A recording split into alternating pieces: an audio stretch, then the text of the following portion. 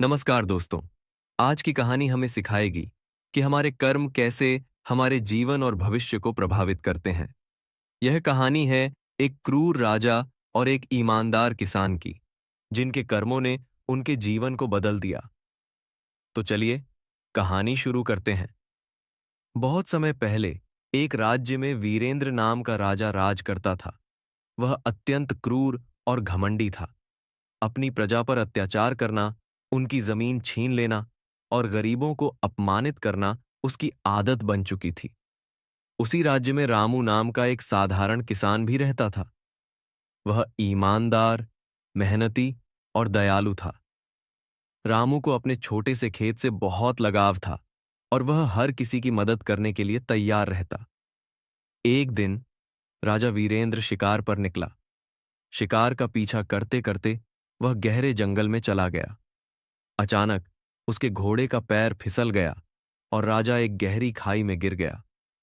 घायल राजा मदद के लिए चिल्लाने लगा, लेकिन वहां कोई नहीं था। कुछ घंटों बाद रामू उसी रास्ते से गुजरा। उसने राजा की आवाज सुनी और खाई में झांककर देखा। बिना समय गंवाए रामू ने राजा को बाहर निकाला और अपने घर ले आया। उसने अपनी पूरी कोशिश से राजा का इलाज किया।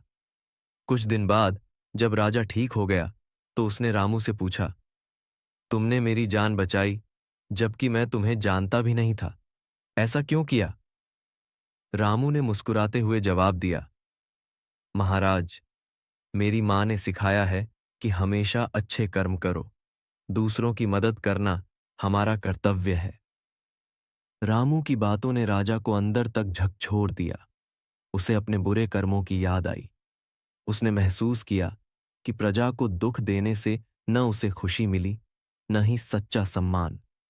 राजा वीरेंद्र ने उसी दिन से अपने जीवन को बदलने का संकल्प लिया। उसने गरीबों की मदद करनी शुरू की, किसानों का कर्ज माफ किया और अपनी प्रजा के साथ दयालुता से पेश आने लगा। धीरे धीरे वह एक न्यायप्रिय और प्रिय राजा बन गया। दूसरी ओर रामू अपने अच्छे कर्मों के कारण सुखी और समृद्ध जीवन जीता रहा। इस कहानी से हमें यह सीख मिलती है कि हमारे कर्म ही हमारा भाग्य तय करते हैं। अच्छे कर्म करने से न केवल दूसरों का जीवन सुधरता है, बल्कि हमारी आत्मा को भी शांति मिलती है।